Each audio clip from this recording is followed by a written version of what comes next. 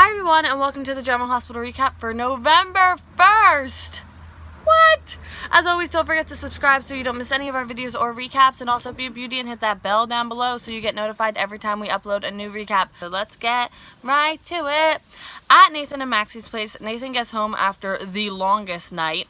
Maxie has coffee all ready for him.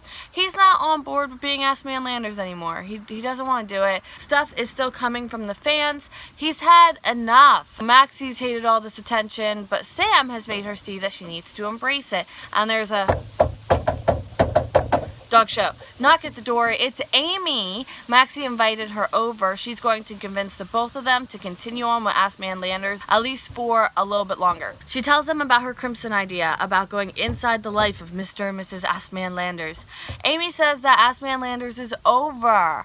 They already agreed on it, and Chet is on his way home, and he might move back to Port Charles. And Maxie's like, I understand that and I respect that, but I have a mission too. Amy and Chet's mission is over, they accomplished, and Nathan says that they can't. They can't risk fraud charges or his career for Crimson, but Maxie sees it that he won't risk it for her. Amy thinks Maxie's being selfish, everything has to be about her. This was their thing.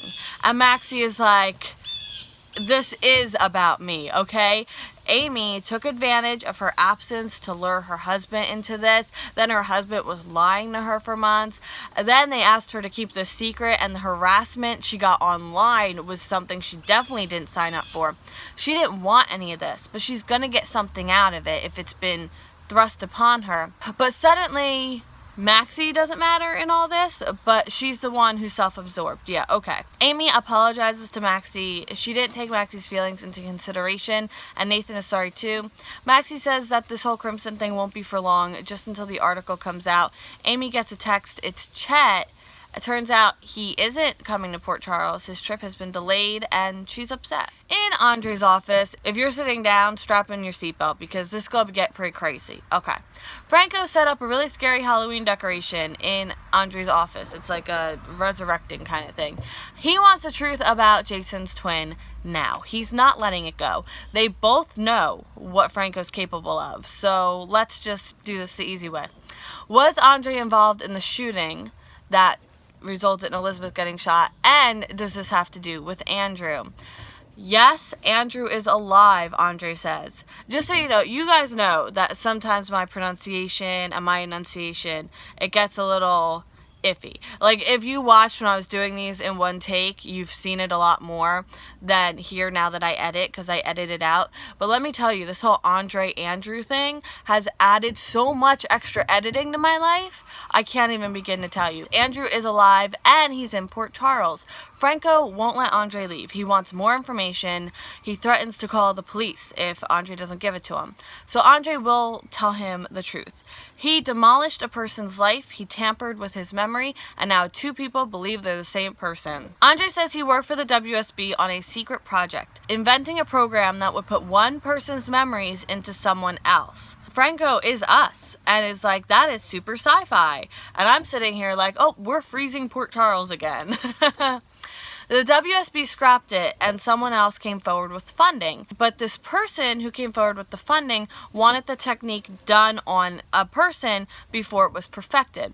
5 years ago, he was presented with a shooting victim that was rescued from the waters of Port Charles. I mean, that would be Jason Morgan, Steve Burton Jason. Andre only knew the subject had an identical twin brother. He didn't know anything about identities. They weren't willing participants. He did know that, but he was paid for results, and he did it, and it worked. It was for science. Never an excuse. He actually doesn't know if he can fix it, so he never got that far. So Andrew and Jason don't even know which is which. They have the same memories, and Franco's like, what? Also, the Jason that hates him so much is still out there. So he has to wonder if this Jason he's been interacting with for the past 2 years, is this the guy who actually lived through what Franco did to his family?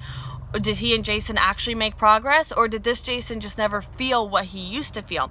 Me and my mom were talking about it because we were like, we were talking about it. Let's just go that Billy Miller is Andrew and Steve Burton is Jason Morgan, okay? Because that's where I likely see this going in all actuality. But let's just say that is. Billy Miller has all of Jason's memories, but none of the emotions and experiences behind it. You can know something but not feel it. Like, it's like cloning your cat. So if I take PJ, right? The clone will look just like PJ, but the clone probably won't harass me while I'm filming because she doesn't have that in the mind. You can't clone the mind. Somewhere, Andrew Moore's memories are out there on probably a flash drive or something. But he doesn't know if he can put those memories back in. At the PCPD, Michael comes to the PCPD. He wants to meet this Jason, but he's been released. Michael asks for more information, but there's not a lot. The guy lawyered up. Michael says it would explain a lot if this new guy was Jason. The guy who came back 3 years ago was always different, and this goes into the whole memories but not emotions thing. He was good to them, but he never felt like Jason.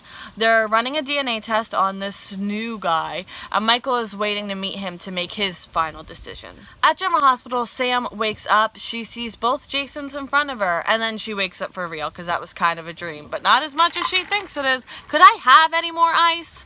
Chandler, just her Jason is there, Port Charles Jason. She tells him she was hallucinating. When he pulled her out of the water, she saw him as having his old face. And obviously that's not possible. And he's like, I didn't pull you out of the water.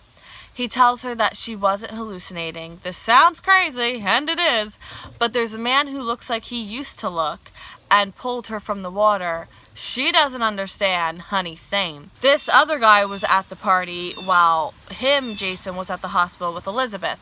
The other man also says he's Jason Morgan. Sam asks some more questions, and this Port Charles Jason hopes that this guy's locked up in a padded cell, because obviously he's crazy, right?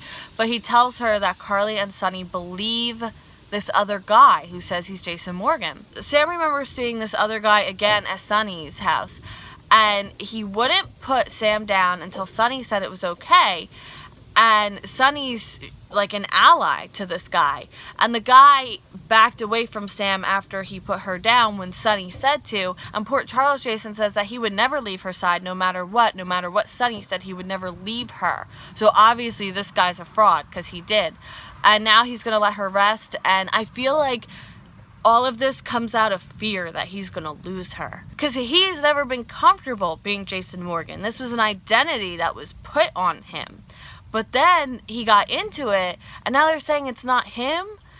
Like, this is a guy who twice before has had a life that he's been manipulated with memories. So it has to occur to him that it could happen again. Like, losing everything wouldn't be a new experience for him. He lost Elizabeth, then that weird hated thing. I just feel so bad for him because I feel like he's going to get really hurt.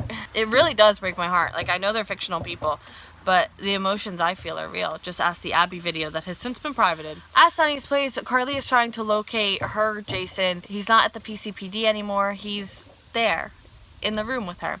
Carly hugs him. She's crying. She's overwhelmed. And he says, take a deep breath and count to 10. And it's like, she is so happy and grateful. And she also feels sick. She messed up so bad. She convinced herself and everyone else that this other guy was Jason. She convinced him and Sam, and there was proof, and Jason lets her talk through it just like he would. Like, it's just, when he died, she couldn't handle it. There was a hole in her life. She wanted him to be alive, and then she made that happen. She turned this other guy into Jason Morgan.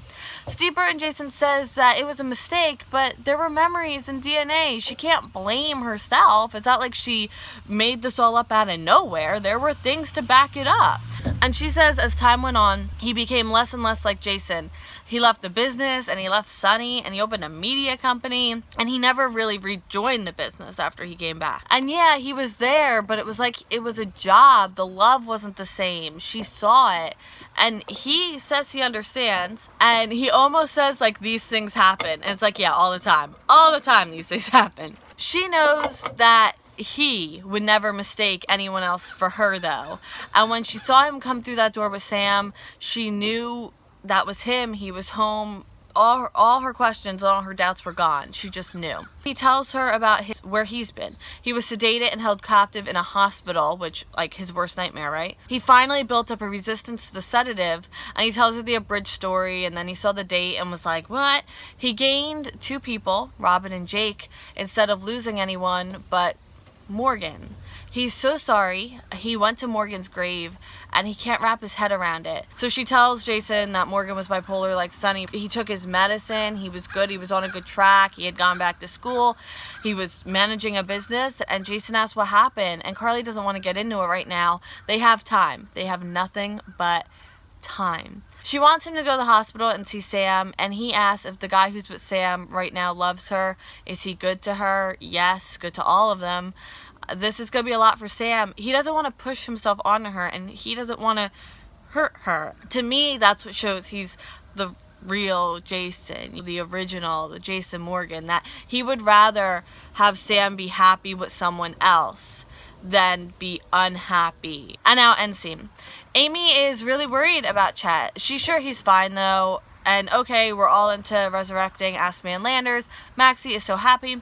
Andre is leaving. He sent a document to the printer, and it will tell Franco everything he needs to know. And maybe Franco can undo some of this damage. Yeah, because Franco's the best person to do that. Franco looks at the document and is like, oh my god. Sam is awake. Carly comes in with Steve Burton's Jason to the hospital. He's not sure about this, but Carly is, and he trusts her. Sam would want to see him, so he opens the door to Sam's room, walks in, she looks at him, and is like, oh my god, it is you? And he's like, yeah, it is. And I'm just like, melted. I've melted. I've literally melted. Alright, so that is it for the first General Hospital recap. I will get to you today. It's Thursday. Ooh. More General Hospital, and I hope you have a great day. Alright, bye.